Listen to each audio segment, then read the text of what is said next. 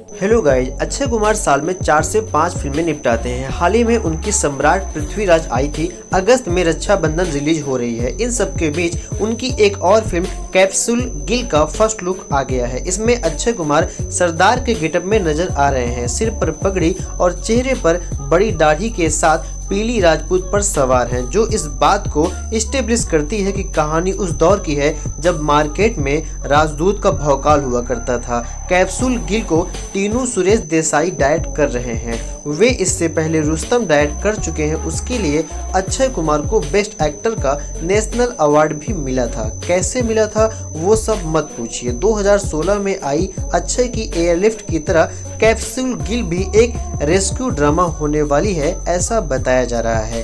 Capsule Gill की shooting के लिए अक्षय कुमार 4 जुलाई को इंग्लैंड गए थे। फिल्म की यूनिट यॉर्कशायर एरिया के एक बड़े फार्म में शूट कर रही थी, जहां कई गहरी कोयले की खदानें भी हैं। हालांकि ऐसा कहा जाता है अब वो चलतू हालत में नहीं है। नॉर्थ यॉर्कशायर की किलिंगले आखिरी ऑपरेटिंग कोल माइन थी, जिसे दिसंबर 2015 में बंद कर दिया गया था।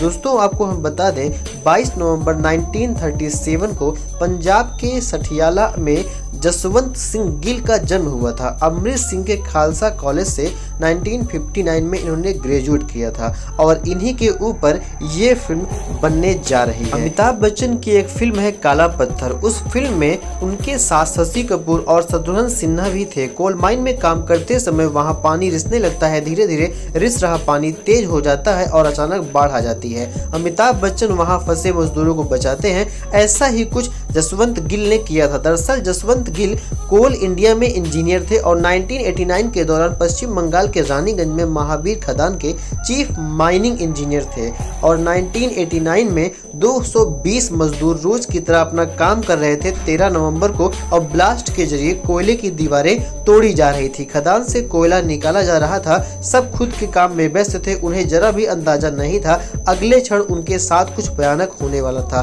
काम के दौरान खदान में बाढ़ आ गई। ऐसा माना जाता है किसी ने खदान की सबसे आखिरी सतह से छेड़छाड़ कर दी थी, जिसके कारण पानी रिसने लगा था और फिर खदान में बाढ़ आ गई। 220 में से कई मजदूरों को 2 लिफ्टों से बाहर निकाला गया। फिर शाफ्ट में पानी भर गया और 71 मजदूर वहीं फंस गए थे, जिसमें से 6 डूब गए थे और 65 को बचाने की जुगत होने लगी। उन्हें रेस्क्यू के लिए 3 से 4 टीमें बनाई गई। एक टीम ने खदान के बराबर सुरंग खोदनी शुरू की।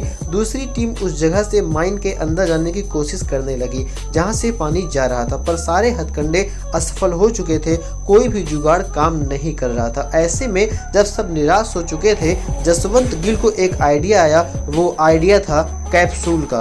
उन्होंने जो कैप्सूल तैयार किया वो दुनिया में पहली बार बना। उनकी विधि से बने इस कैप्सूल को दुनिया भर में इस्तेमाल किया जाता है। 2010 में चिली में एक ऑपरेशन में इस कैप्सूल का इस्तेमाल भी हुआ था। खैर, ये आइडिया उन्हें तब आया था बोरवेल से। दरअसल गिल की टीम ने मिलकर कई बोरवेल खोदे थे, जिनके जरिए उन 65 खदान मजदूरों को खाना और पानी पहुंचाया जा रहा था। गिल के आइडिया के तहत एक स्टील के कैप्सूल का रेप्लिका बनाया जाना था।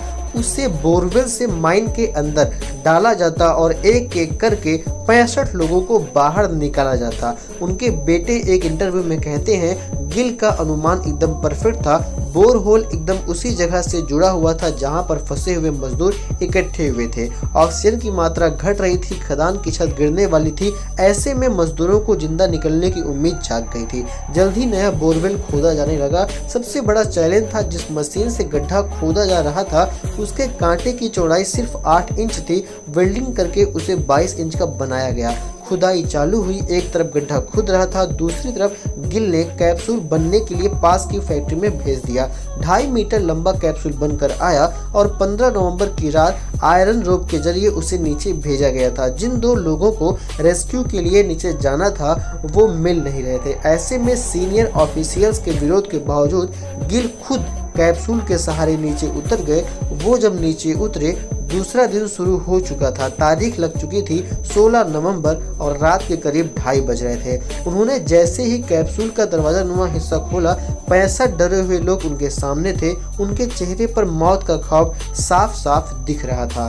उन्होंने सबसे करीब जो मौजूद वर्कर्स थे उनको बाहर निकाला, कैप्सूल में लिया, स्टील पर हथौड़ा मारने का इशारा किया, उन्हें ऊपर खींचा गया। इस सफल निकासी के बाद गिल साहब ने उन मजदूरों को निकालना शुरू कर दिया जो घायल थे या जिन्हें बुखार था। 7-8 राउंड के बाद ये पक्का हो गया कैप्सूल ढंग से काम कर रहा है, तो कैप्सूल में लगी मैनुअल घिरनी को मैकेनिकल घिरनी से बदल दिया गया। इससे मजदूरों को निकालने की प्रक्रिया में तेजी आई। सुबह 8:30 बजे तक गिल साहब सभी मजदूरों को बाहर निकालने में सफल रहे।